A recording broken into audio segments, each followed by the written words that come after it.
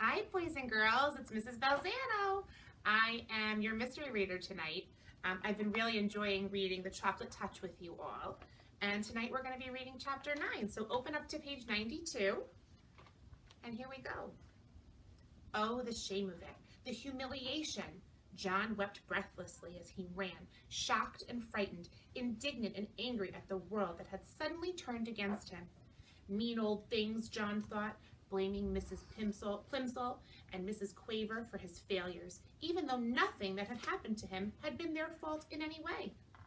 Horrible old school, he thought, even though he had liked school until that morning. Hateful Susan, he thought, even though he knew at the same time that he was really longing for her to be friendly with him again. Through the window, Mrs. Midas saw John coming up the pathway. "Hello, John, dear," she called from the living room. "You're home early today." "How nice. As a reward, there'll be a piece of chocolate after supper." "I hate it," John shouted. He was crying too hard to say anything else for a moment. When she heard the sound of his voice, Mrs. Midas rushed into the hall.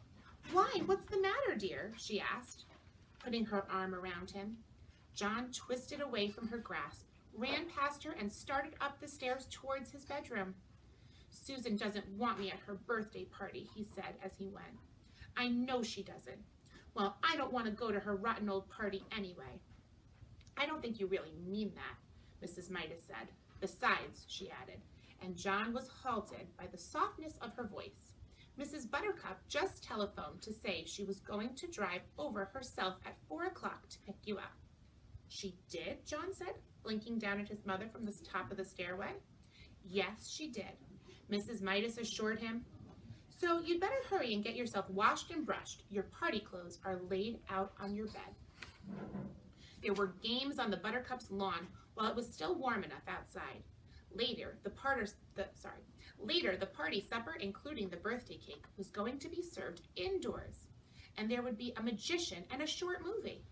John joined in the blind man's buff, and grandmother's footsteps, and fox and geese, and soon he became more cheerful. He even temporarily forgot about chocolate. Susan looked very pretty. Her yellow curls had been brushed so hard that they looked silkier than ever. She was wearing a big blue ribbon, the same color as her eyes. Her cheeks were flushed with excitement, a deeper pink than her new party dress. On her feet were dainty little white socks and white shoes with straps that buttoned. Between games, Susan smiled at John and said, "I'm glad you came." They seemed to be on good terms again. Then Mr. Buttercup approached, bringing a bucket of water from the garage. He set it down in the middle of the lawn without spilling a single drop. "We're going to duck for apples," Susan whispered to John. "The boys against the girls. You can be captain of the boys' team." The two teams lined up for the race, Susan leading the girls, John the boys. "The idea is this," Mr. Buttercup explained. "When I say go, not yet, John, Susan and John will run to the bucket. There are 12 apples floating in the bucket and 12 people in the race.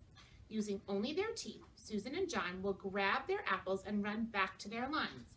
As soon as they touch the hands of the number 2 runners in their teams, Dinny and Duncan, Susan and John will go to the end of their lines, and Dinny and Duncan will run to the bucket to duck for apples. Do you all understand the way it's going to work? All right. 1 to get ready, 2 to get steady, and 3 to go."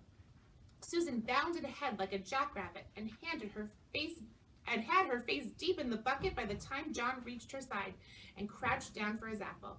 He got his eye on a big red one with its stalks jutting up conveniently for him to grab. He lowered his face, opened his mouth, and lunged. Somehow his nose reached the apple before his teeth did and pushed it below the surface of the water. John's mouth followed the apple down. Then a terrible thing happened. The clear water in the bucket turned into dark brown, sweet, liquid chocolate. Susan and John immediately pulled their heads up, but it was too late. Their faces were drenched with chocolate syrup. "Oh!" Susan exclaimed, wiping chocolate out of her eyes.